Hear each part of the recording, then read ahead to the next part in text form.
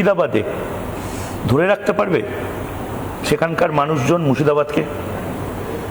মুর্শিদাবাদের মানুষজন তো মুর্শিদাবাদকে ধরে রাখবে, কিন্তু মুর্শিদাবাদের এতদিনের যে একটা ঐতিহ্য ছিল, সেকুলার মনস্ক মানুষজনই সেখানে বাস করতেন বলে আমি জানতাম, যাদের মধ্যে আমি বড় হয়েছি।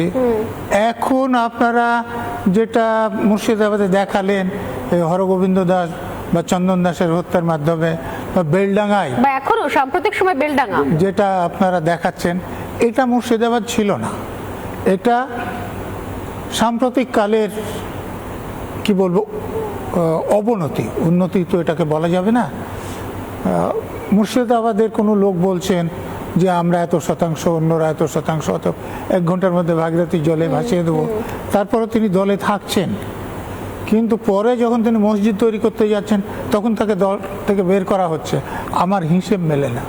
আচ্ছা, হুমায়ুন কি মনে হয়, মানে হিসেব মেলে না মানে কি মনে হয়? মনে হয় কি ভেতরে অন্য কোনো সমীকরণ কাজ করছে? তো সে ব্যাপারে কোনো সন্দেহ নেই, কারণ একটা সেকুলার দলে যদি কোনো একজন রাজনৈতিক নেতা বলেন যে আমরা 70%, মানে মুসলমানরা 70%, বাকি 30% হিন্দু, ওদেরকে 1 ঘন্টার মধ্যে কেটে গঙ্গা জলে ভাসিয়ে দিতে পারবো, তো সেই লোক কোনো সেকুলার দলে তারপরে থাকতে পারে? তিনি দাবি করছেন যে তার নেত্রী তাকে এটা বলতে বলেছিল ভোটের লাভের জন্য। আপনারা জানেন অধীর চৌধুরীকে, মোহাম্মদ সেলিমকে হারিয়ে ওখানে ইউসুফ পাঠানকে জেতানোর জন্য। তো এটা বিশ্বাসযোগ্য এই জন্যে যে না হলে তাকে কেন দল থেকে তখন বহিষ্কার করা হলো না। আর তারপরে এই যে এখন যে কারণে বহিষ্কার করা হয়েছে, তাহলে মসজিদ তৈরি করতে যাওয়াটা কি ওই 30% লোককে কেটে ভাগীরথীতে ভাসিয়ে দেওয়ার থেকে বেশি অপরাধমূলক? এটা তো হতে পারে না। মমতা ব্যানার্জি নিজে জগন্নাথ মন্দির তৈরি করছে, দুর্গা মন্দির তৈরি করছে সরকারি টাকায়, আর হুমায়ুন তো সরকারি টাকা করছেন না, নিজের টাকা করছে বা টাকা আদায় করে করছে। তো তাহলে সেই কারণে তাকে দল থেকে কেন বহিষ্কার করা হলো?